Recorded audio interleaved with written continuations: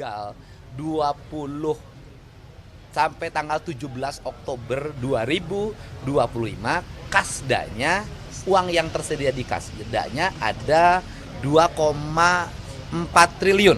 2,4 triliun. Apakah itu termasuk pengendapan? Nah, jawabannya begini. APBD Provinsi Jawa Barat itu 31 triliun. Dari APBD 31 triliun itu sampai dengan bulan Oktober itu ada di kas 2,6 triliun. Kalau ditambah pendapatan 7,5 triliun lagi sampai bulan Desember, maka uang yang tersedia di Provinsi Jawa Barat sampai bulan Desember itu jumlahnya ada 10 triliun. Kalau sampai bulan Desember nih, sampai tanggal 31 nanti bayarkan lagi. Ada 10 triliun. Maka dari 31 triliun ada 10 triliun yang nanti ada di kas dan rencana menjadi pendapatan baru, berarti sudah dibelanjakan uang itu sebesar gitu kan 21 triliun. Jadi sampai bulan Oktober ini pemerintah Provinsi Jawa Barat itu sudah belanja kurang lebih 21 triliun gitu loh. Kas yang tersisa 2,6 triliun. Pendapatan yang belum masuk 7,5 triliun. Artinya bahwa belanjanya jalan.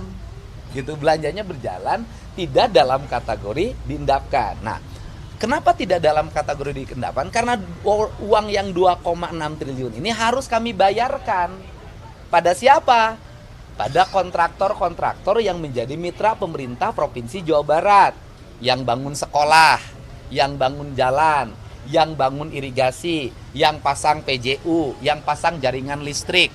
Kan gitu loh. Ini kan terus kemudian harus bayar listrik, harus bayar air, harus bayar upah outsourcing, kan gitu loh. Nah, kenapa dibayarkannya bertahap? Nah, karena ini ada bagian dari pengendalian keuangan dan pengendalian pekerjaan. Misalnya begini, PTA memenangkan tender di pembangunan jalan Provinsi Jawa Barat sebesar 1 triliun. Nih. Dari 1 triliun ini itu pasti ada yang namanya uang penawaran. Artinya dia nawar itu 90%. Sehingga walaupun angka proyeknya 1 triliun, yang harus dibayarkan ke kontraktor itu nanti adalah 900 miliar. Yang 10 miliar itu menjadi silpa. Nah, kalau silpanya, kalau pembayarannya terjadi pada bulan Maret, maka itu bisa menjadi silpa di perubahan anggaran dibelanjakan lagi. Kalau dibelanjanya terjadi setelah perubahan, maka itu silpa bisa nyebrang. Tapi berdasarkan komunikasi kemarin dengan Kemendagri, silpa itu bisa tidak diseberangkan tapi dimasukin dalam BTT. Dan kemudian nanti dibelanjakan lagi untuk belanja-belanja yang tanggap darurat, ada bencana, ada kemiskinan akut, ada orang yang lapar, ada orang yang sakit yang harus tolong rumah sakit, ini bisa. Nah, kemudian yang 900 miliar itu kita harus bayarkan bertahap. Tahap pertama kasih DP dulu 20-30%. Kemudian tahap kedua kita nanti ada pembayaran lagi. Gitu, pembayaran misalnya 40%. Tahap ketiga misalnya 40% lagi dengan DP 20%. Kenapa harus bertahap? Karena kalau uangnya dibelanjakan sekaligus kepada pemborong, bagaimana kalau pemborongnya kualitas pekerjaannya buruk? Bagaimana kalau tidak dikerjakan? Maka ini menjadi pidana korupsi. Yang korupsinya kontraktornya karena tidak mengerjakan pemerintah. Tapi kepala PU-nya kena. Karena dia melakukan pembayaran sedangkan yang dibayarkannya jasanya belum diberikan. Nah, ini kenapa ada angka-angka dan kenapa ada uang yang ada di kas daerah. Sehingga seluruh rangkaian belanja kas daerah ini dinilainya kapan? Dinilainya nanti pada tanggal 2 Januari. Kalau di 2 Januari nanti ternyata sudah pengeluaran dan pendapatannya seimbang sehingga angkanya 0 atau angkanya 10 atau angka silpanya 20 atau 30, disitulah dilakukan penilaian. Sehingga tidak bisa dilakukan penilaian terhadap perjalanan keuangan hanya hari ini karena masih ada sisa waktu yang harus kita jalani untuk melakukan proses pembangunan dan pembayaran pada fase-fase atau segmen atau termin-termin berikutnya. Jadi kalau diibaratkan termin, Di bulan November dan Desember itu nanti biasanya termin yang ketiga. Gitu loh. Kedatangan ke BPK ini bukan bentuk intervensi dari itu ya Pak ya? Dari mana intervensinya? Makanya saya menanyakan. Enggak, bukan kalimatnya, bukan bentuk intervensi.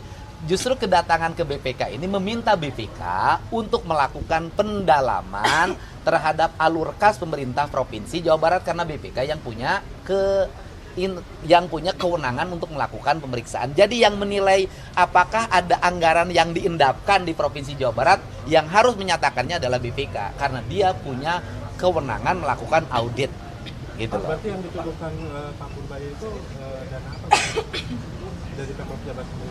Ya, saya tidak tahu kan, kalau saya kan hanya menceritakan uang daerah Provinsi Jawa Barat gitu loh.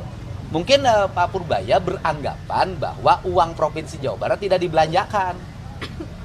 Tapi kan saya sudah jelaskan, kan dibelanjakan gitu loh. Cuman kenapa tidak dibelanjakan? Oke, saya kasih tahu sekarang. Bisakah pemerintah Provinsi Jawa Barat hari ini dibelanjakan semuanya? Bisa. Gampang. Bagaimana caranya? Sudah aja kasih belanja hibah. Sehari ini juga saya kasihin belanja hibah ke berbagai lembaga di Jawa Barat. 1 triliun saya bagikan. Misalnya dikasih 1 miliaran. Berarti kalau 1,6 triliun hanya diperlukan 160 lembaga. Atau 1.600 lembaga. 1.600 lembaga kasih 1 miliaran sekarang habis. Tapi besoknya uang yang diterima oleh penerima hibahnya dipakai beli mobil, dipakai bangun rumah. Korupsi lagi yang ngasihnya tuh nanti. Gitu loh. Makanya belanjanya harus diarahkan untuk kepentingan masyarakat yang dirasakan dampaknya langsung oleh semua, bukan oleh perorangan atau kelembagaan. Pak Gub sudah ada komunikasi belum Pak Gub sama kemarin Pak Purbaya? deposito, nah sekarang di Giro katanya nanti Jadi begini, ya begini. Kan waktu itu ada pernyataan dari beliau yang menyatakan bahwa adanya sejumlah daerah yang mengendapkan uang kas daerah disimpan dalam bentuk deposito. Kan gitu loh. Nah kata beliau kan disimpan dari deposito itu bertentangan dengan prinsip-prinsip pengelolaan keuangan. Karena daerah tidak boleh mengambil bunga dari atau menggunakan uang hanya untuk dapatkan bunga gitu loh. Menyimpan uang kasda hanya untuk dapatkan bunga, kan gitu loh. Nah, makanya saya katakan bahwa kas 2,6 triliun Pemprov Jabar itu bukan di deposito, tapi di giro. Nah, hari ini beliau ngomongnya beda lagi. Rugi dong kalau disimpan di giro. Karena bunganya kecil, harusnya di deposito. Gitu loh. Untuk udah ada obrolan sama Pak Purbaya belum? Udah ada komunikasi belum? Kan ini berbalasnya di media gitu ya. Ya. Beberapa hari ini. Ya kan nanti juga kita ketemu pasti. Ini kan bagaimana kita meluruskan sebuah pernyataan. Artinya gini loh. Ini saya jelasin. Hari ini dana transfer daerah kan ditunda pembayarannya untuk tahun 2026. Kalimatnya saya ditunda loh, bukan dipotong. Karena itu hak gitu loh.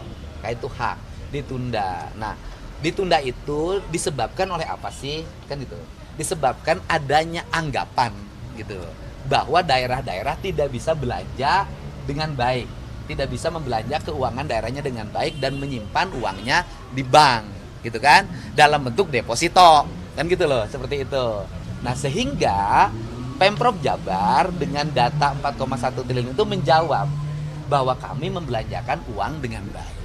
Dan kemudian seluruh jawaban itu yang jawab nanti jangan saya, biarkan BPK yang melakukan audit.